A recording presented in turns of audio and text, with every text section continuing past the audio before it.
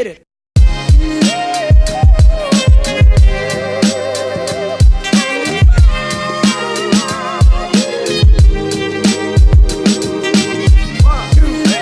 Hi and welcome once again. Our next episode of Buy in Brisbane. They said it wouldn't last, Shannon. Back for another one. Here we are.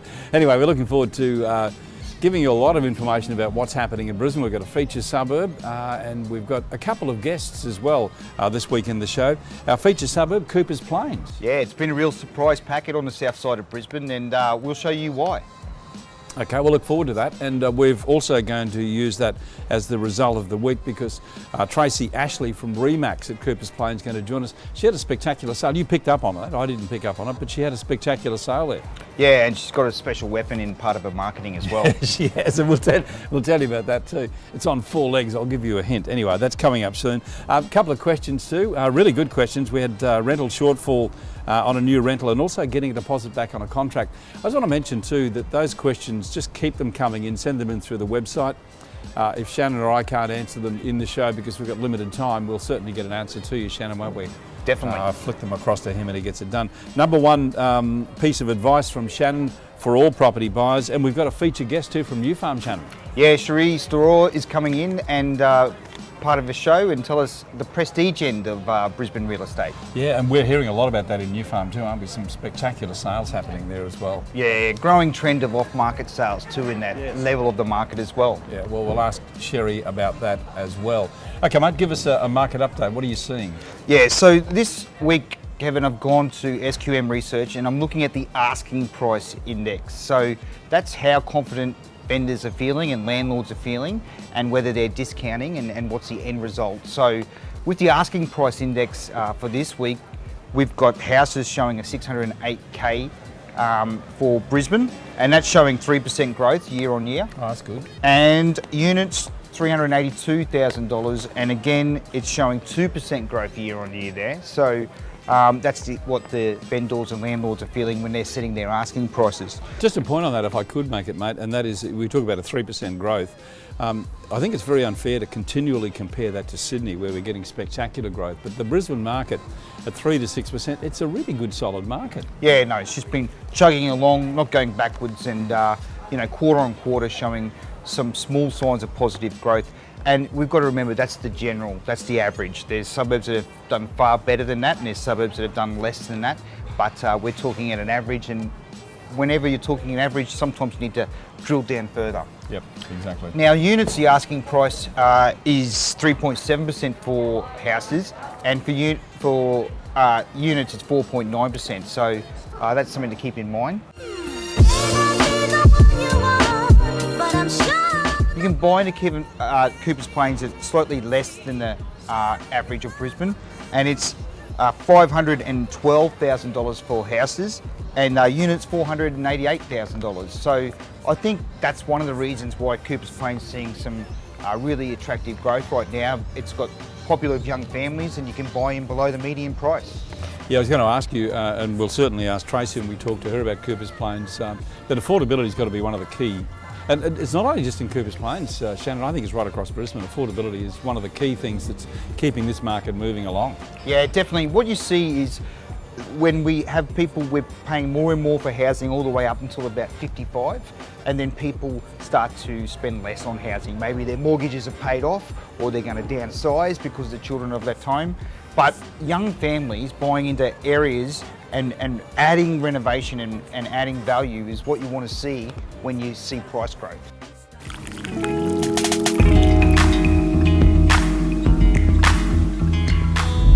We said at the top of the show that we'd have a special guest for you. Well, here's the special guest. It's Tiffany. I better give Tiffany a little treat.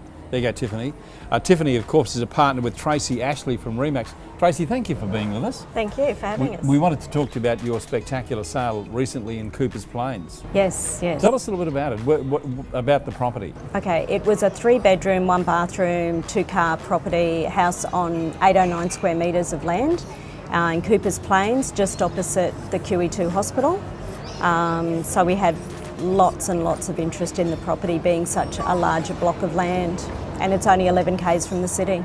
And an amazing number of registered bidders too, Tracey. Yes, 13 registered bidders, which is the largest number that I've ever had for an auction. The property went to auction, as Shannon mentioned about the number of bidders. Is auction popular in that area? It seems to be 50-50. I thought to achieve a better result, we were better off going to auction because I knew we would get a lot of bidders. So as it is beforehand, I think we had 8 offers, written offers beforehand. So from that gauge, we thought we'd just keep going to auction anyway because the owner wasn't happy with those offers. So we thought we'll go to auction and just keep it going, keep the momentum. Yeah, that answered my next question, and that is, why didn't you take those early offers? They're obviously below the mark. Can you tell us how far? Because I think the eventual sale price was just over $780,000. Yeah, the offers we received were from $620 to $680. Oh, wow. So to achieve an extra $100,000 by going to auction certainly was, in hindsight now, a wonderful thing to do. Were you scared at the time that maybe that was the mark? Not really, because the comparables were from $680 to $720, so I was confident we'd get a 7 in front of it. Whereabouts that 7 was depended on the auction, which I spoke to the buyers every, daily, weekly, got them ready for their, so they could all bid in confidence knowing that they could get the property. So I tried not to actually build it up too much to all the bidders to get everybody there. Yeah, and you let your vendor know what level of strength they had in the Yes. position as well. And he was being realistic because all he wanted was $700,000. 720 was his dream price, so to get 781, he was, I think, over the moon. Shocked. He was in shock at the end of the day. He was like, he couldn't believe he'd got that result. So. Well, congratulations, a great effort, and part of what we do in the show is that we try and acknowledge great agents and a great result, and that certainly was a great result, and you're a great agent. So thank you very much. Actually, just before we go, tell us the story behind Tiffany. Well, Tiffany now stars in all my photos, all our photo shoots she stars in. She has a 100% list to sell ratio, which I don't know of any agent that has that. And so we've now just kept on using her and she keeps getting the results. Well, congratulations to both of you. Thank you. And thank you for being with us today. That's okay. Thanks, Tracey. Thank you. Thanks, Tiffany. Certainly talking to real estate agents and looking at the market is what this show is all about. We've got another guest for you right now. We talk to Sherrie Storor. Sherrie is from McGrath in New Farm, and we caught up with Sherrie on Skype just recently. Sherrie, tell us about the market you work in predominantly. Yeah, certainly. Well, look, I'm based in Brisbane and I specialise more in selling prestige property. They can be trophy homes, they can be riverfront properties, they can be penthouses. So it's typically more that higher end.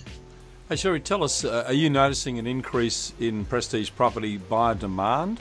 Yeah, look, certainly I think that this market has been quite stable for a very, very long time. But I think that, buyers, particularly in this market segment, they're quite particular. So they could be looking for quite some period. But I would have to say that we have seen some pretty remarkable properties within Brisbane actually hit the market. And I think those transactions are actually a result of those buyers who may be looking for a period of time. And then finally, the right home has come up that actually suits their needs. Yeah, and in that market, what price brackets are the most in demand with that? It's so funny. I think if we look into individuals' market segments, so perhaps why don't we have a look at penthouses or penthouse style properties along the river, so riverfront apartments. We have a lot of demand in between that $2 to $3 million sort of range. And then funnily enough, we've got a lot of demand for $5 million plus. So if your property basically sits in between that 3 to that 5, it kind of seems to be a little bit more difficult to move. There are still buyers, but the market is a little bit smaller. It's a bit more niche. Buyers for that particular style of property are looking for typically 2 living areas. They want a spectacular aspect, and they want a beautiful, high quality sort of finish. So that's essentially what that market's looking for. I think moving on to, for example, trophy homes, they're usually a status home. So, it could be somebody who's quite local, whose kids might go to the local school and so forth, where they want to stay in that particular area. So, buying, I guess, the best house in the suburb for them is actually quite important, but that is, again, quite a niche market. if we have a bit of a look there, I mean, the prices can really be anywhere from, from 3 million, 4 million, all the way up, just depending on the house itself. And then, of course, looking at riverfront style property, I mean, literally you can be getting quite a small allotment directly on the river with a lot of low maintenance, so almost being like a penthouse style alternative. And really demand is in that sort of anywhere from the $4 million up, so to speak. Sherrie, you've given us a great insight there about the features that top-end buyers are looking for, but what are some of the things that they absolutely must have in a prestige property? Yeah, look, I think really a floor plan is very, very important. And I think, people are just looking for livability. They just want that lifestyle. And so, recently I sold a property off market where, the buyer is actually quite a well-known CEO who is relocating back to Australia. And, they didn't mind whether they bought, in New Farm, in Tenerife, in Paddington or in Wilston, which is where they ended up purchasing. It was really about the home itself. They didn't have any children going to school, but certainly the kids were with them at university. So they wanted very much a practical layout that felt like a good old-fashioned family home where there was the heart of the home, so to speak. So I think that's very important to people. And we are seeing now that a lot of families are wanting to keep their children in the property for longer and longer. So, essentially there has to be more separate spaces to keep the kids around. The kids are happy to stay too because mum's still generally looking after them pretty well. But they still want a bit of that freedom because they have partners and so forth. So I think that's quite imperative. And Sherrie, you're quite prolific in social media. Are you finding that more and more people are finding you that way? Yeah, I think, digital presence is very important, and I don't think there's, any one way in which to target a complete market. And I think, for me, social media, for example, is just like circle of influence. So, it's the good old-fashioned networking. It's just actually online. So I really look at it in that particular way, and I just think it's a really great way to keep top of mind for people. So if they do follow you on social media, for example, it's like Coke, they're just constantly sort of seeing you. So whether they need you or not, it's all like you're just kind of always there. But I think too, particularly with selling high-end and prestige, everybody loves beautiful properties. So, no matter what segment of the market in which you're in. So it's really interesting when you see something really cool coming to the marketplace. Generally, people are interested to have a little bit of a sneak peek inside, whether you can afford it or not. So I think it's that kind of status properties and that kind of inspirational sort of reach that people are looking for. Oh, excellent. And Sherrie, do you have advice for buyers that are in a hotly contested market, maybe an auction type area, and they keep on missing out? How do you keep on going, not get fed up or just give up completely? Yeah, well, look, we certainly are seeing this trend. This has obviously been happening very, very strongly in New South Wales and in Victoria. Queensland is a little bit more difficult, but because a lot of these high-end deals are also done off market, so we don't always see them going to an auction campaign, for example, in Brisbane. Because essentially my job is to be a matchmaker if I've got the right buyer and I've got, can find the right sort of product to sell or vice versa. But we are also starting to see this trend happening in New South Wales and in Victoria, and I'm aware of other agents who are actually, doing quite a bit off market now as well. So, I think as a buyer, my advice would be to actually work with agents that you feel actually want to work with you, that you can build a bit of a relationship with. So try and sit down and have a cup of coffee with them, get an understanding of whether or not they have a database. So, if they have a database, do they actually release properties to their database before they hit the market, or are they an agent that goes straight to marketing no matter what? Are they going to help give you a leg up? Because different agents do have, I guess, different priorities in their business. So I just think sort of doing that, and look, if you have alignment with that particular agent, then go for it. Otherwise, you just need to be across a number of different agents and just basically be following them all. It's like a full-time job. So I would certainly be saying that. Oh, excellent. You can sell a secret these days. Well, look, certainly, it's very, very important. Marketing in our in the prestige is important. And I certainly don't want to be known for not doing vendor paid advertising, but in saying that, this is certainly a trend that we're seeing, and it's not just happening here in Southeast Queensland. Thanks, Sherrie. Thanks, Sherrie. Thank you so much. Shannon, a really interesting chat there with Sherrie. I was particularly interested that comment she made about those top-end buyers when they're very decisive, aren't they? Yeah, they've got usually a long list, but when they find what they want, they can move quickly. Yeah. Also, I was fascinated with her comment about the buyer demand, $2 million and $5 million, but in between it's almost a bit of a no man's land. Yeah, it's interesting to see that. We find that in different segments of the markets where a certain price point's really positive and got a lot of market depth, Yeah. and others are just struggling for a bit. Another point she made too that I just wanted to pick up on, and we discussed it right at the start of the show, and that was off-market sales. And it's not surprising that we see that becoming very popular in that top-end market. Yeah, confidentiality is really important to the top end of the market.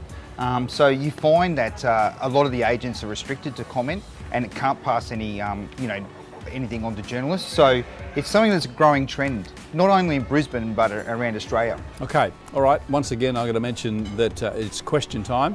Keep those questions coming in, to send them in through the website. We'd love to answer them. We've got a couple I want to deal with now. This one comes from Mark in Sunshine Beach. He said, I recently purchased a unit in West End based on rental valuation I was given by the selling agent.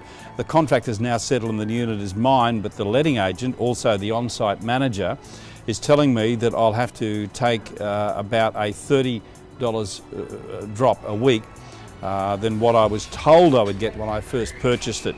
I have contacted the agent I bought it from, and she tells me that the market's dropped and it's not.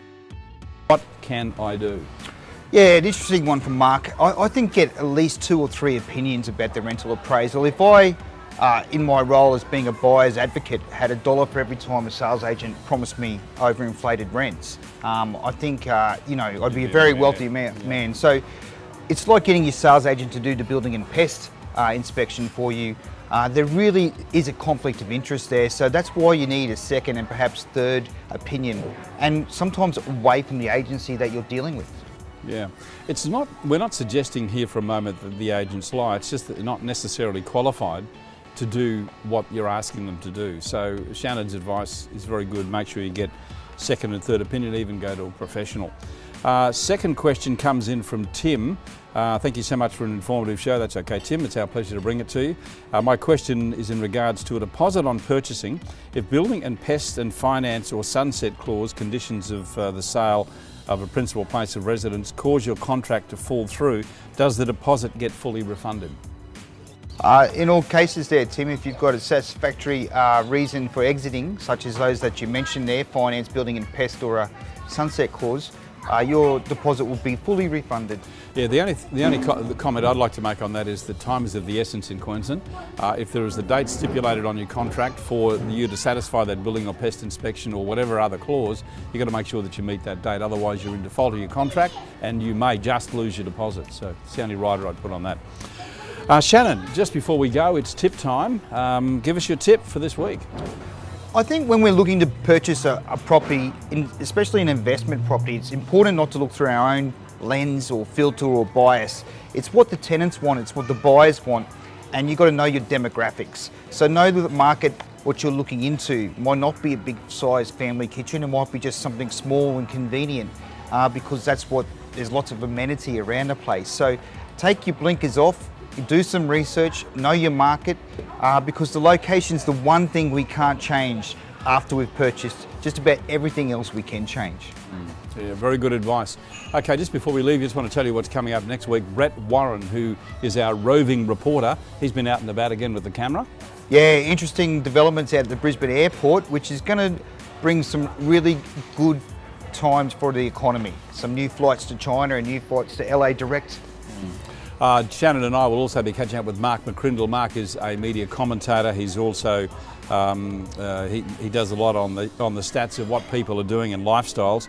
We're going to talk to him about why Brisbane is being classed as one of the most livable cities in Australia. We believe so, and have a look at the climate we've got here.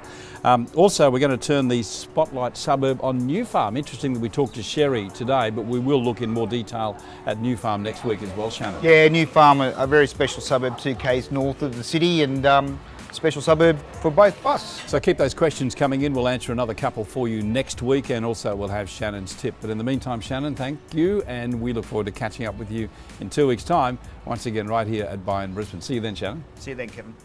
Baby! Hit it.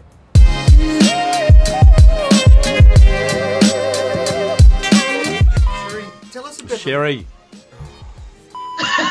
Sorry, Sherrie. Is that other camera rolling, mate?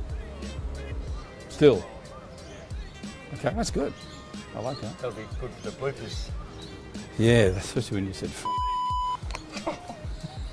And she comes to the open homes because the buyers had started requesting.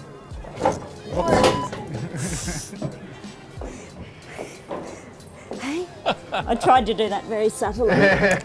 never worked with kids and dogs.